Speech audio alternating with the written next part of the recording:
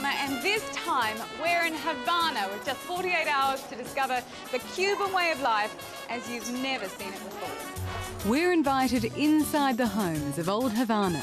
We meet the socialist artist transforming his community and the dancers inspired by Cuba's ballerinas. And as usual, 48 gets under the city's skin, and this time in the face of its local enforcers. We're starting in Old Havana, which is the tourist mecca, but we're about to see the capital as visitors rarely see it. Hola! Are you ready? Good, how are you?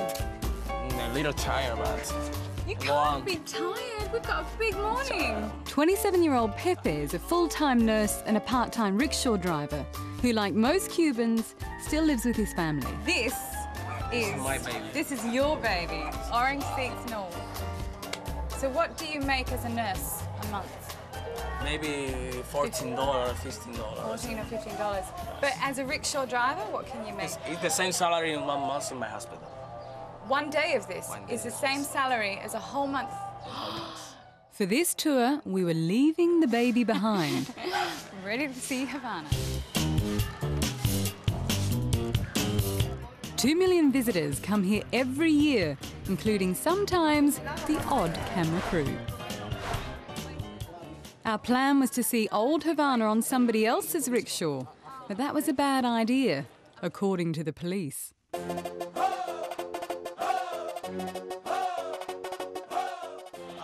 It's not possible with the basic. They said our drivers didn't hold tourist visas like Pepe. But even on foot, we were stopped again and again. Working for you or they're alone? Friends. So they're everywhere, the police. It's like a spy, everywhere. We thought maybe it was because we were in tourist areas. Gorgeous. This is the Havana Park. Here, the architecture built by the Spanish colonialists has been restored by the government and declared a World Heritage Site. But it's not all like this. Here, finish the new. I begin the old Havana. Half of old Havana's homes are in disrepair. So do the people worry about the state of the houses, that they're going to crumble, yeah? It's a problem here. It's too old, the building. Too many accidents here, too many dies. The government is slowly restoring them and providing temporary homes. They live here because the building is fall down before. So when does he expect to go back to his house? De nuevo, ¿cuándo que esperan ustedes que reparen la casa? But other tenants have refused the transit offer, preferring to live on building sites to hurry the job along. So how does this work? The government has given the materials. And the workers come here to help to reconstruct the buildings. And they help the people who live here? Yes, stay here. How? No. It's not fall down, it's not so bad, you know. Not so bad? No, I don't think so.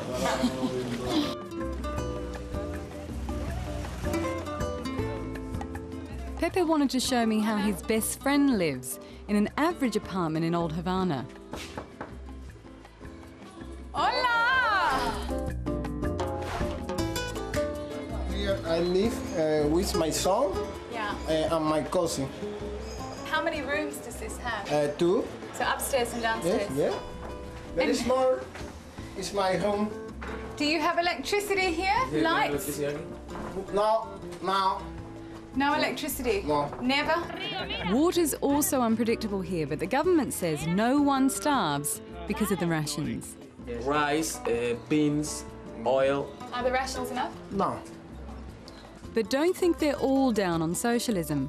Most Cubans blame the US trade embargo, not their President Castro, for the tough times. But with censored TV and no real internet access, they've also had to find entertainment that's free. How do we do this? What's happening? I really wish I hadn't asked that question.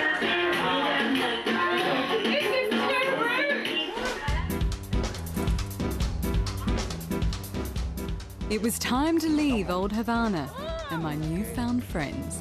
Can you talk? Yeah, I speak Spanish. Departing was proving difficult, but we'd hired some serious wheels to play with. Not these ones.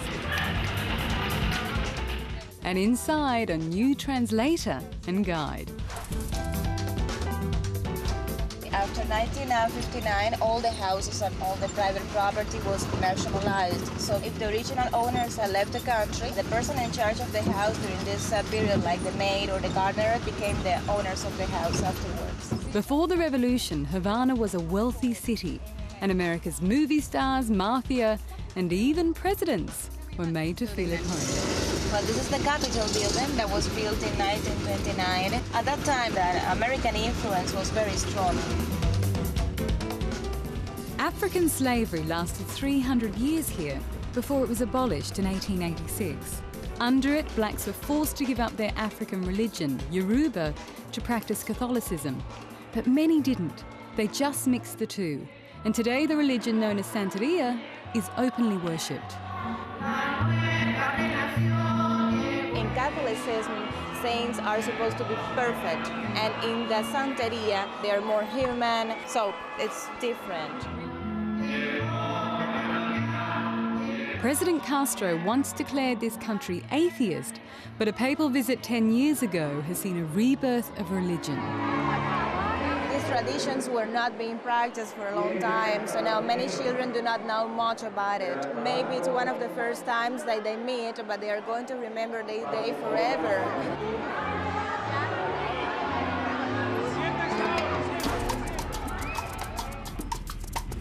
We were about to visit an artist who was not only transforming his community, but was dividing it with envy. Beatrice complained he'd not even started her row of houses. I'm just gonna tell him to do it as well in his house so that people can see how beautiful it is. And this is all Beatrice wants, a home with her name on it. Is she the Princess Diana? Tú eres la princesa Diana. Ah, the artist. Amanda. Amanda. Hello. How are you? I'm well. How are you?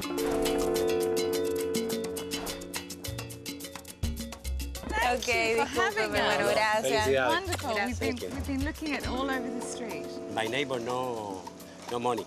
So you pay for everything? Yeah. To do it up? Every day walking. Yeah. But please, come in. This is. Thank you. We will.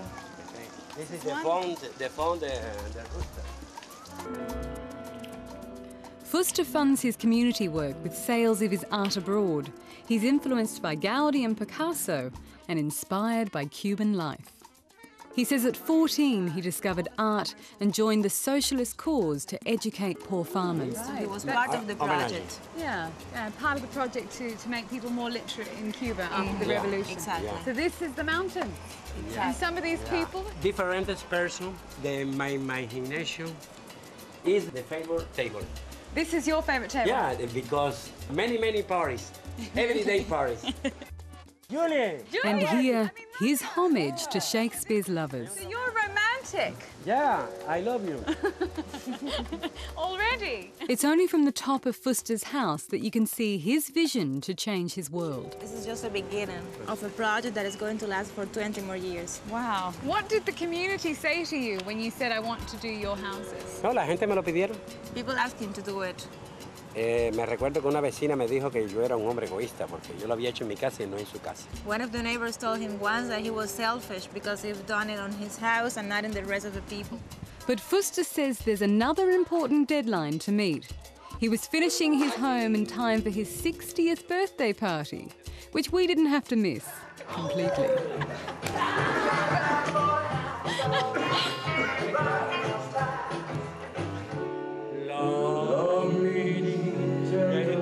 We spent the afternoon honouring one of Fuster's favourite artists, the King.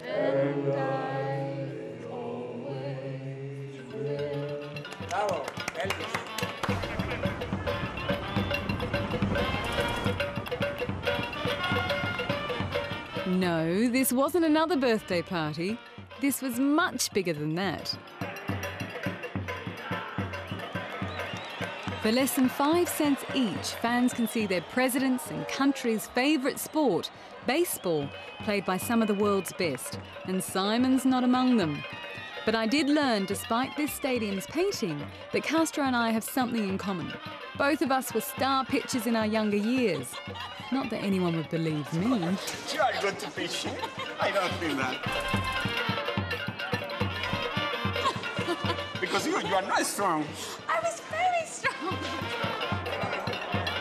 Playing tonight, Havana's favourites, the Industriales, with 2 Olympians on the team. Did you go to the Olympics? Yeah, Olympic game. Yeah. 2000. Major overseas games often mean Cuba winning, but losing their star players to defection. Dozens have been lured by major league million-dollar contracts, while their former teammates make $20 a month. No jugamos por dinero. We don't play by money. We play for our country, our people. It's funny to be in a stadium and not see any advertisements on the side. Instead, only socialist slogans like these, that sport is the right of the people. It must always be interesting when the United States plays against Cuba. Everybody who knows the baseball Yes. say the play United States and Cuba is the best. Sometimes politics does get in the way of that happening. This year, US policy almost stopped Cuba from playing in the World Classics.